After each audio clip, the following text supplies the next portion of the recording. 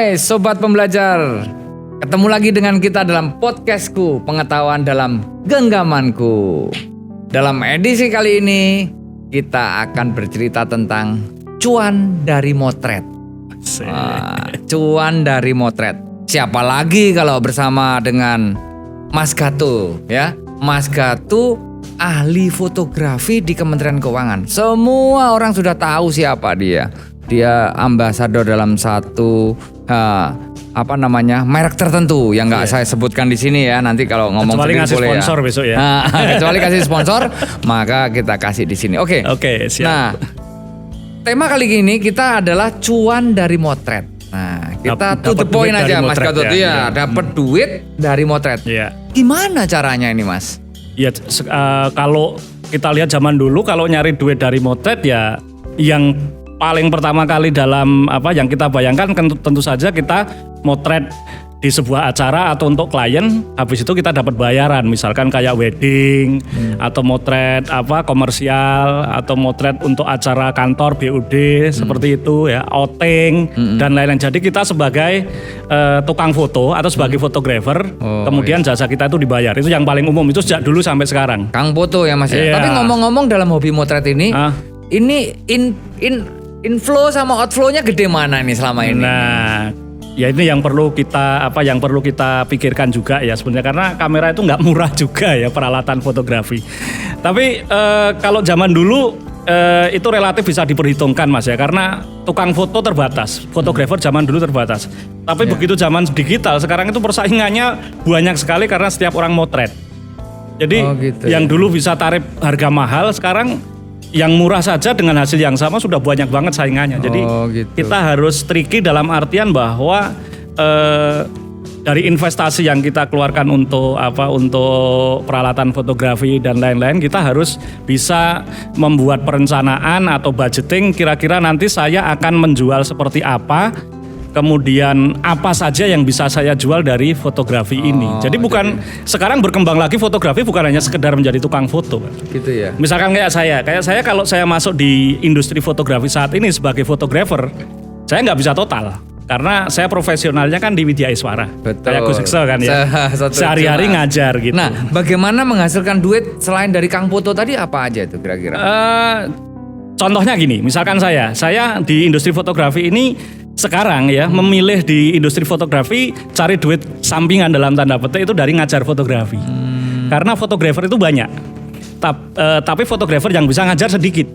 Nah, saya mungkin beberapa tahun terakhir ya, 4-7 tahun terakhir saya lebih banyaknya di situ. Jadi saya bukan sebagai tukang foto dibayar. Tapi ada juga orang yang jadi agen foto juga ada.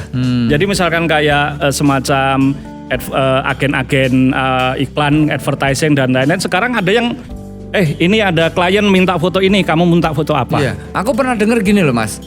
Di kantor itu pernah ya ceritanya supaya lu fotonya bagus, ini deh ikut pelatihan deh di sana. Dan setelah ikut pelatihan itu memang pulangnya emang bagus. Iya. Itu apa aja sih yang diajarin Mas? Ya sebenarnya kalau pelatihan foto dari awal dasar ya itu umum ya, seperti yang kemarin kita ngomong masalah exposure, lighting, komposisi kemarin ya.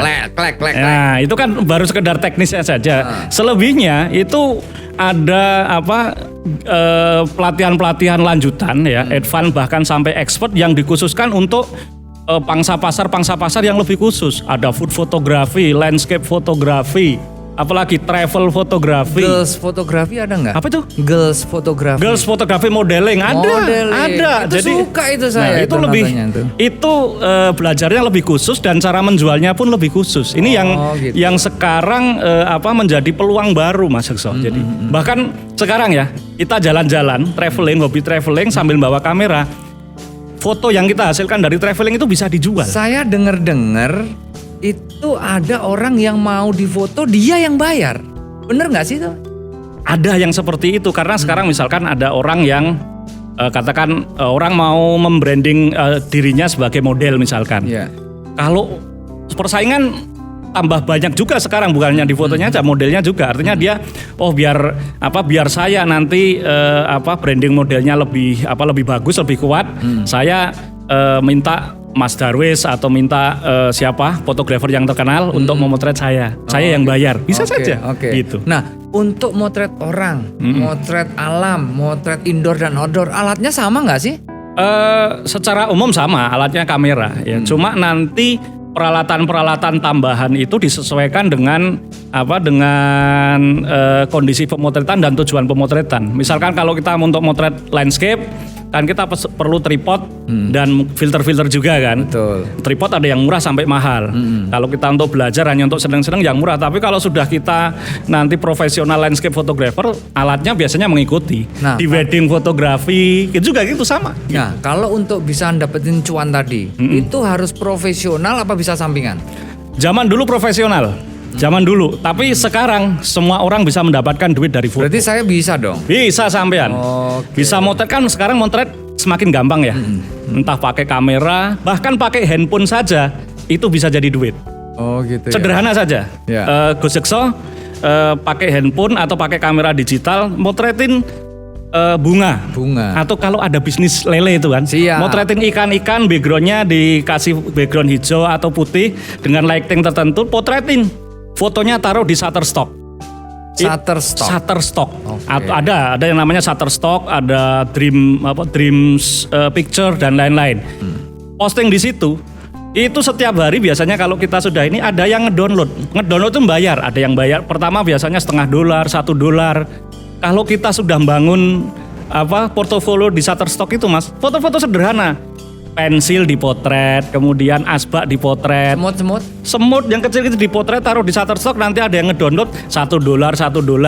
Kalau sebulan di download orang banyak, itu rata-rata nanti $50 udah bisa di transfer kita. Menarik ya. Jadi siapa saja yang mempunyai peluang ini berarti ya.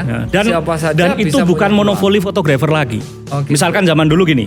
Kalau ada food fotografi, ada restoran mau membuat foto makanannya, itu harus nyewa fotografer, harus nyewa food stylist. Nah sekarang udah nggak gitu lagi, dulu jadinya mahal. Sekarang food stylist itu bisa motret, karena motret sekarang gampang. Bahkan hobiis yang suka kuliner, ibu rumah tangga itu sekarang di mana-mana bawa tas isinya kayak kayu papan yang buat branding dia. Kalau dia ke kafe, taruh bantalan kayu tadi, kopinya yang dia pesen taruh, kemudian dipotret dari atas, trek masuk di sosmednya dia, masuk di Shutterstock, dijual. Ibu rumah tangga aja bisa jadi duit dari foto gitu. Jadi kalau jelasin foto sampai berdiri gitu ya Mas ya? Semangat. Semangat. Luar biasa. Nah sekarang cara menjual foto di era yang katanya 4.0. Wow. Caranya kayak apa? Tadi kalau zaman dulu kan kita potret, kemudian kemudian nanti kita dapat bayaran dari orang yang menyewa jasa. Ya, sekarang direct. Sekarang banyak sekali direct, Mas. Ya. Sekarang banyak sekali. Pertama yang konvensional seperti itu masih jalan. Ya. Yang kedua yaitu tadi hobi kita yang lain apa kita jalanin, kita dokumentasikan, bisa jadi seperti traveler tadi. Atau bisa juga menjadi selebgram. Kita motret kemana gitu, kita potret fotonya taruh di sosial media kayak Instagram itu jadi pajangan, jadi etalase Mas. Nah satu lagi. Terus lagi masih banyak ini. Oh masih ada orang yang seneng ikut lomba foto. Iya siap. Lomba foto itu kalau kita sudah belajar, setiap bulan itu ada lomba foto itu puluhan atau bahkan mungkin ratusan. Teman saya atau saya zaman dulu 10 tahun yang lalu waktu masih lomba foto itu pernah setahun itu saya dapat ya hampir 200 juta pernah. Selama setahun kalau ikut lomba foto gitu. Tapi Nopetio. Ya, zaman dulu Nopetio. Berarti sekarang sekarang udah eranya anak muda lah. Oh, berarti sekarang sudah yang memberi hadiah mungkin. Nah, yang terakhir tadi kayak jualan foto di Shutterstock tadi.